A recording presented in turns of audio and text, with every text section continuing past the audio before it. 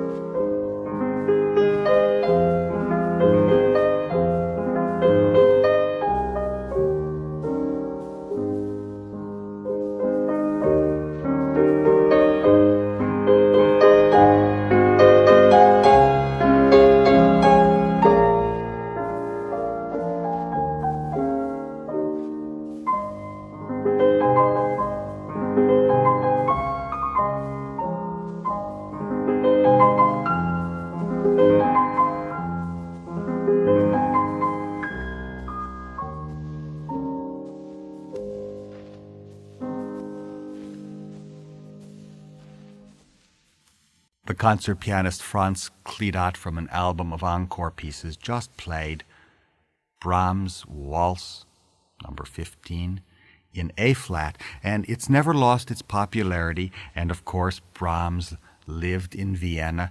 He symbolized in many ways Vienna, just as Johann Strauss did. In fact, Vienna was the first outpost of the waltz. But the waltz craze spread like wildfire throughout Europe. Its 19th century popularity surpassed all other dance forms, and it was an era of dancing. Everyone had on the parlor piano their polkas and their mazurkas, but nothing ousted the waltz. It was indeed a rarity for a composer not to partake of its measures, and waltz writing paid the rent for many a musician. There must be 300 million waltzes written alone from 1820 to, let's say, the final great waltz, La Valse of Ravel. Well, the symbol of the waltz was Johann Strauss Jr., and he certainly became the wealthiest and the most loved composer of his time.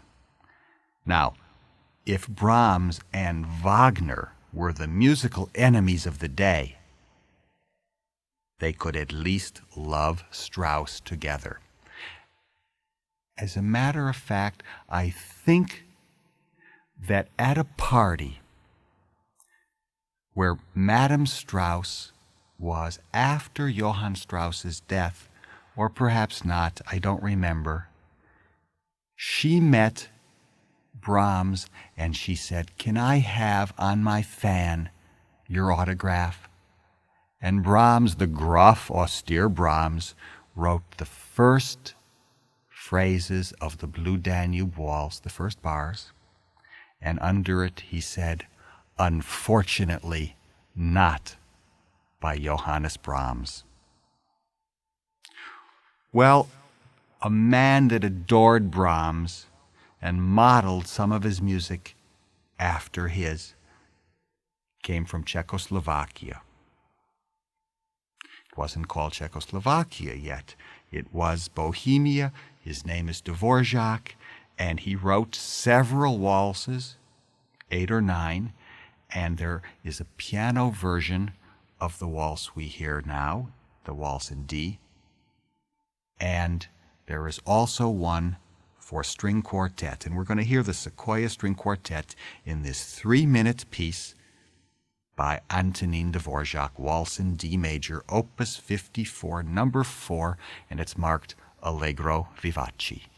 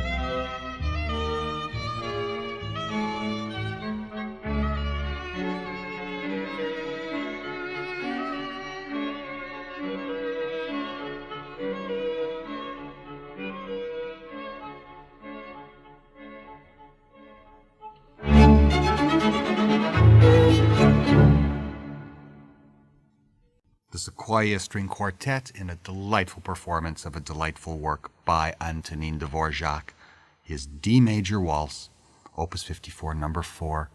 After this message, we will have more waltzes, one by Philip Glass, later the Chopin Minute Waltz, the Strauss Vienna Blood, and one of my favorite waltzes of all time, the Sleeping Beauty Waltz by Tchaikovsky.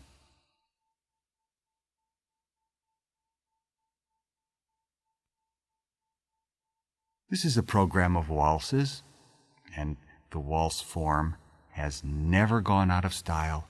Even contemporary composers write waltzes. A composer that is probably more talked about today than any American composer, certainly that I know of, is Philip Glass. And he wrote a piece for piano called Modern Love Waltz, but we're going to hear it in an arrangement by Robert Moran, and it's 4 minutes and 5 seconds long. Philip Glass, by the way, was born in 1937 in Baltimore, Maryland, and he studied with Persichetti at Juilliard, and then he later went to Paris, and he studied with Boulanger. Well, Modern Love Waltz is a minimalist work, and it's very light in texture, and yet within it and through its repetitions, it somehow has an excitement, and we know it's a waltz. Well, we'll make our own opinions, of course, and let's hear how Philip Glass handles the waltz.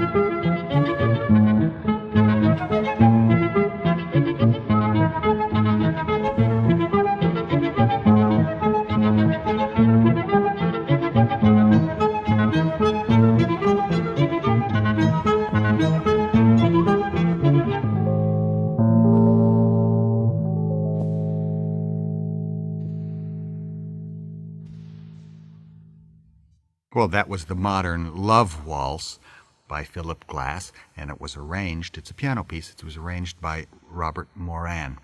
And that's how a modern composer displays his waltz yearnings. Let's come back right after this message or two with another waltz, this time by Alexander Glazunov.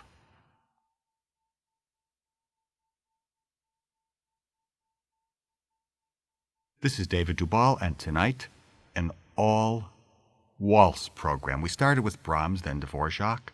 We heard Philip Glass, and now hear a waltz by Alexander Glazunov.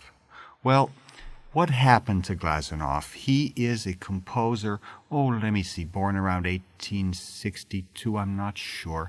He died in 1937 in Paris. He was, one of the master musicians in Russia, and he was one of the great prodigies. He had an ear that was extraordinary. When Borodin only sketched out the Prince Igor Overture, he remembered it literally note for note and copied it down from memory. He loved Tchaikovsky's music, and he's really derivative of Tchaikovsky, as you'll hear in this waltz.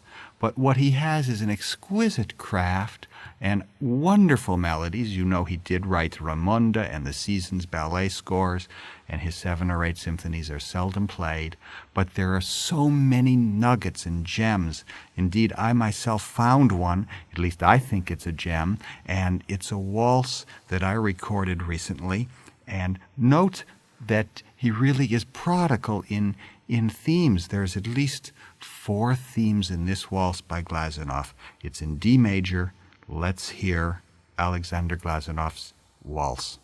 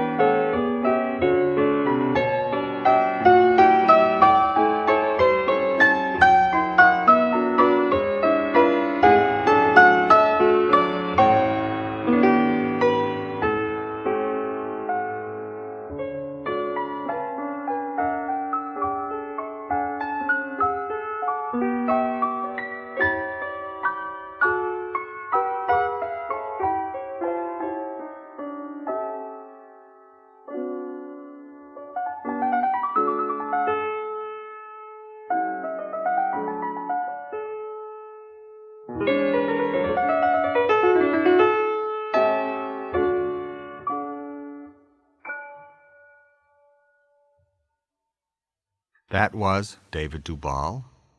Oh, that's me. In the Waltz in D major, Opus 42, number 4. And like Tchaikovsky, this Glazunov waltz is balletic, and it's just filled with melodic charm and simplicity. Well, we'll be back with more waltzes right after this message.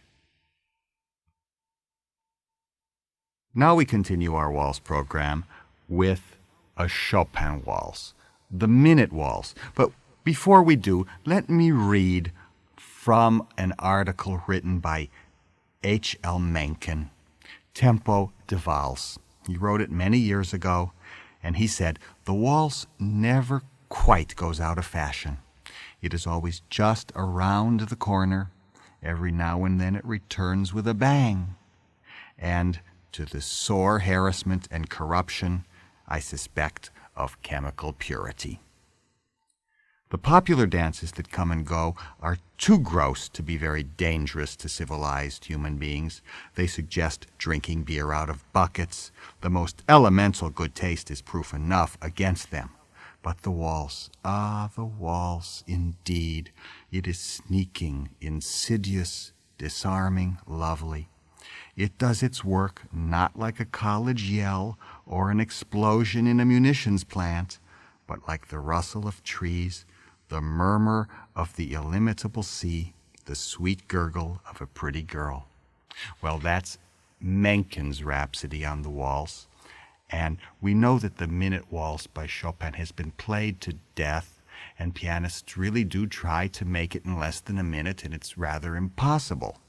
Well, we're going to see if Rampal, the great flutist, in a transcription of the Minute Waltz, does it in less than a minute, and I suspect that he will take over a minute. To be musical, you must. Now, I do not think Chopin ever said Minute Waltz. I think that it really means minute, a small waltz.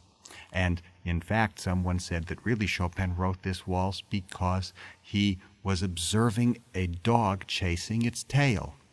Well, I don't know about the middle theme, but certainly it is a perpetual motion and one of the most fascinating waltzes. Chopin, who is a waltz composer par excellence. In fact, he once said, "I just cannot play a waltz in Viennese style." Well, now let's hear Jean-Pierre Rampal in the Minute Waltz.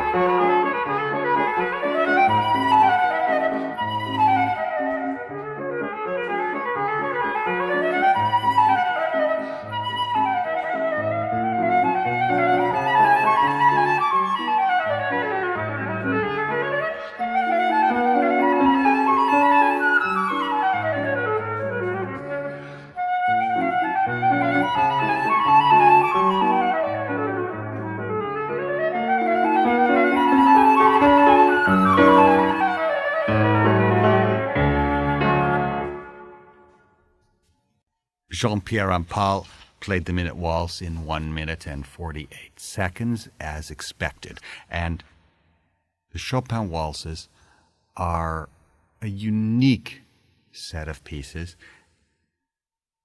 but I think that the greatest composer of waltzes, will always remain in the public's mind, Johann Strauss. He composed hundreds. He loved the form as Chopin loved the piano. And as we said before, he became a millionaire. He was a dashing figure in Vienna, and he conducted with his violin, and he went to the various ballrooms where the waltz craze just never ended, and they danced away the night. And he immortalized his Vienna, certainly through pieces like the Blue Danube, and one of my favorites, Vienna Blood. And we're going to hear Vienna Blood played by the Johann Strauss Orchestra of Vienna. Willy Boskowski is the conductor of it, and let's hear it.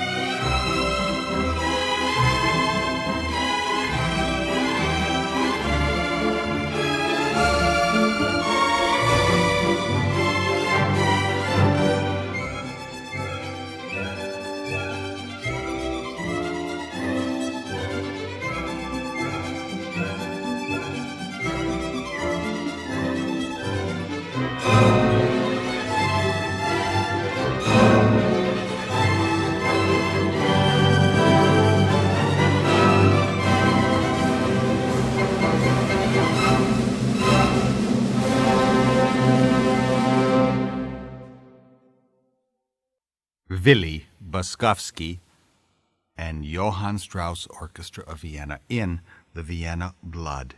Now that's opus 354.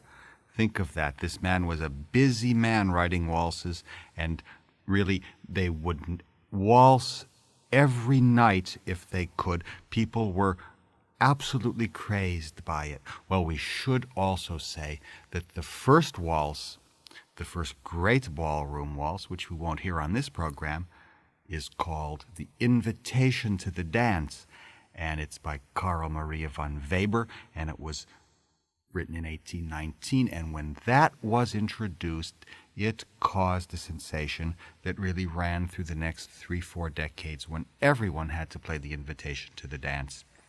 Well, opus 354, Vienna Blood, when was that one composed? 1873, and Vienna is one of our mythological cities, and yet Vienna Blood was composed soon after the collapse of the Viennese stock market. Well, we just don't think of the stock market and Johann Strauss and Romanticism together, but Vienna was, of course, the very centrally located capital of the glittering Austro-Hungarian Empire. So it was a time of wealth and, well, what was happening in 1873? Well, there was a war. The Franco-Prussian War had just ended. Well, war seems to be always around, and that's a pity. Johann Strauss certainly tried to counteract war, and in the next piece, opus 410, we will hear his celebrated Voices of Spring, Willy Bączkowski, the Johann Strauss Orchestra of Vienna, on this wonderful digital EMI album.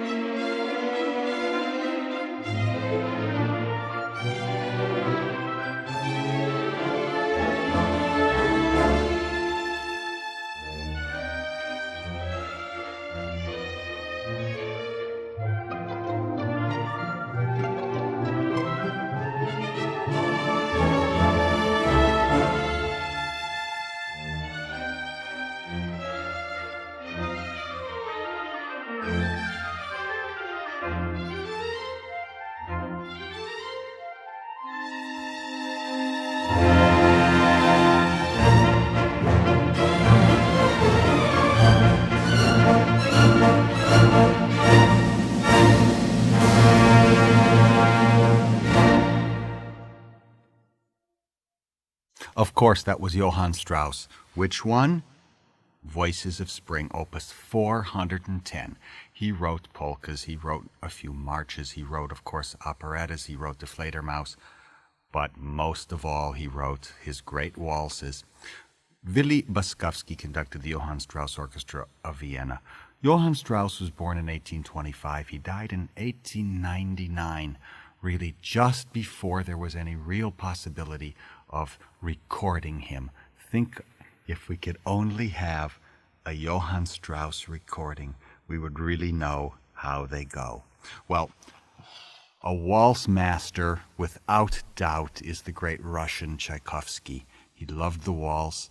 Any excuse he could possibly have to write a waltz, if it was in his opera Eugene Onegin or just piano waltzes, he would do it. Well, certainly in Sleeping Beauty, he produced an immortal work, and we're going to hear Leonard Bernstein conducting the waltz from Sleeping Beauty, New York Philharmonic.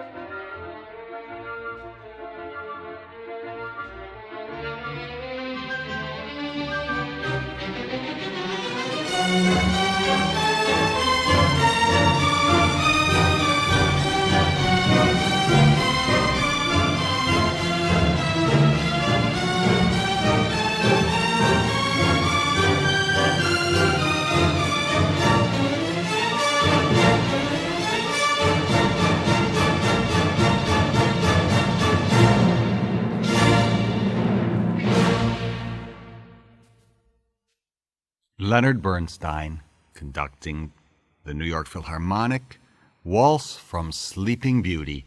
And if ever there was a balletic waltz, it's this work by Tchaikovsky. And that ends our waltz program. We've heard 8 waltzes. I hope you've enjoyed them. This is David Dubal. Thank you for listening.